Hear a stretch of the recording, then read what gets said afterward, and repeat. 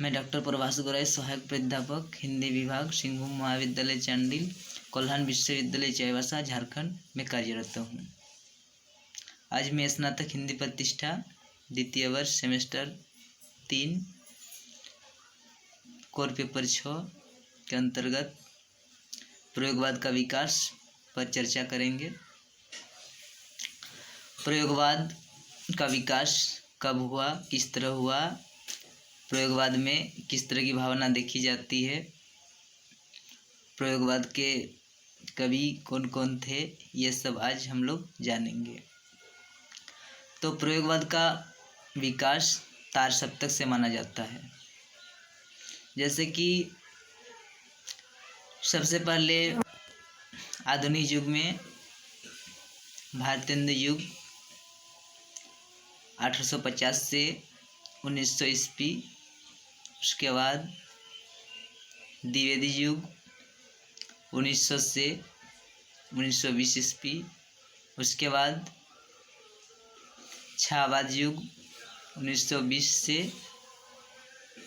1936 ईस्वी, उसके बाद प्रगतिवादी युग 1936 से 1943, उसके बाद प्रयोगवाद युग 1943 से 1951 ईस्वी, उसके बाद नई कविता का सूत्रपात होता है जिसे 1951 के उपरांत माना जाता है।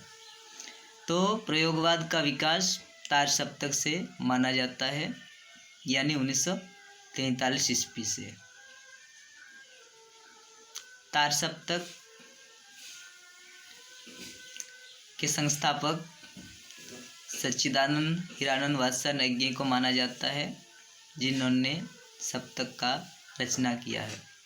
ऐसे 4 सप्तक है: तार सप्तक, दूसरा सप्तक, तीसरा सप्तक, चौथा सप्तक।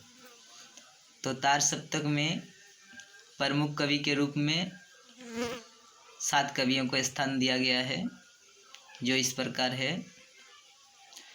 गजानन माधव मुक्तिबोध, नेमिचंद्र जैन, भारतभूषण अग्रवाल, गिरिजा कुमार माथुर, रामविलास शर्मा, अज्ञेय। यानी इसमें 7 कवि है। 7 कवियों को तार सप्तक के अंतर्गत माना जाता है। कौन कौन है? गजानन माधव मुक्तिबोध, नेमिचंद्र जैन, भारतभूषण अग्रवाल, प्रभाकर माचवे, गिरिजा कुमार माथुर, रामविलास शर्मा और सच्चिदानंद हीरानंद वात्स्यायन अज्ञेय। ये इन 7 कवियों को तार सप्तक के कवि माना जाता है। और तार सप्तक का शुरुआत जब हुआ उस समय को ही प्रयोगवाद के नाम से जाना जाता है। तो प्रयोगवाद के समय व्यष्टि चेतना को दिखाया गया है, यानी यथार्थ में भोगे हुए व्यक्तिगत त्रासदी, दुख, दर्द को कविताओं के माध्यम से व्यक्त किया है। जैसे नदी का दीप के माध्यम से समष्टि और व्यष्टि को दिखाया गया है।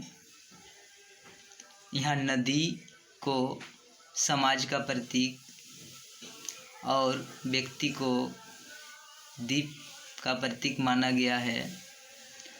इन्होंने भोगे हुए यथार्थ को, दुख को व्यक्त किया है। यानी प्रयोगवादी कवि, यानी जो प्रयोग किया है उसको कविता के माध्यम से व्यक्त करना ही प्रयोगवादी है। यानी जिस तरह इन्होंने जीवन में जो भोगा है, जो परखा है, जो सीखा है, जो अनुभव किया है, जो जांचा है, जो परखा है, उसे ही कविता का विषय बनाया है।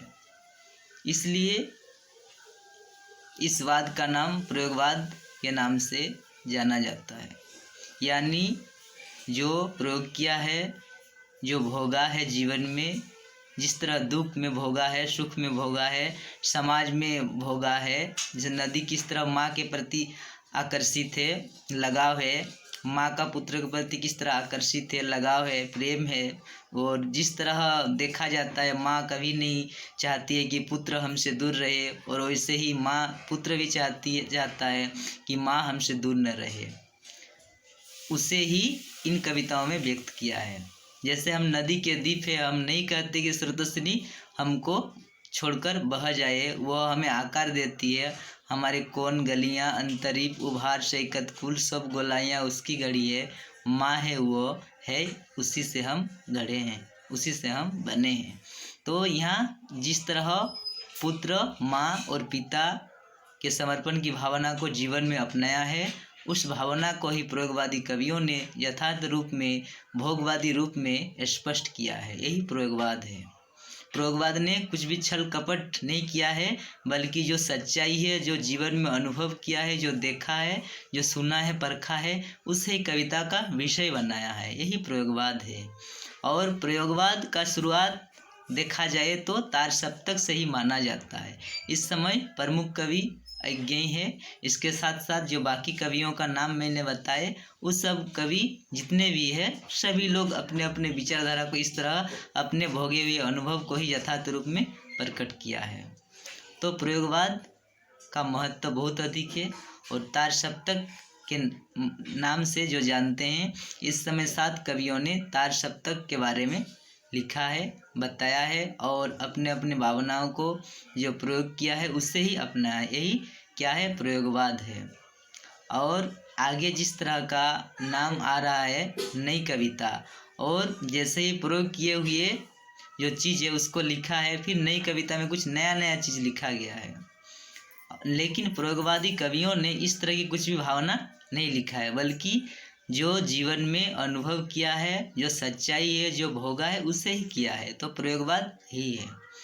और जैसे कि नदी के दीप में पता चलता है कि व्यष्टि समष्टि का प्रतीक है, और किस तरह जीवन के प्रति समर्पित है। अपने व्यक्ति क्या करता है? अपने को समर्पित करता है, लेकिन अपने अस्तित्व को नहीं खोना चाहता है, अपना अस्तित्व को जीवन में बनाए रखना है। जिस तरह दीप कभी नहीं चाहता कि मेरा अस्तित्व खत्म हो, हमेशा बना रहे, तो व्यक्ति भी समाज के लिए अपने को पूर्णतः समर्पण नहीं करना चाहता, यानी न्यौछावर नहीं करना चाहता, बल्कि अपने जीवन को बचाए रखकर इस समाज के प्रति कुछ करना चाहता है। तो इस तरह जीवन में जो व्यष्टि समष्टि के बारे में बताया गया है, यही समष्टि की भावना को इसमें दिखाया गया है। यानी प्रयोगवाद में अपने को बचाए रखकर जीवन को किस तरह समर्पित करते हैं, ये दिखाया गया है। ऐसा नहीं कि धारा बन जाए, समर्पण खत्म हो जाए, पूरी अपने को खत्म नष्ट कर दे और समाज के प्रति कुछ भलाई करे, ऐसा कभी नहीं चाहता है। इस तरह प्रयोगवाद का विकास हुआ है। धन्यवाद।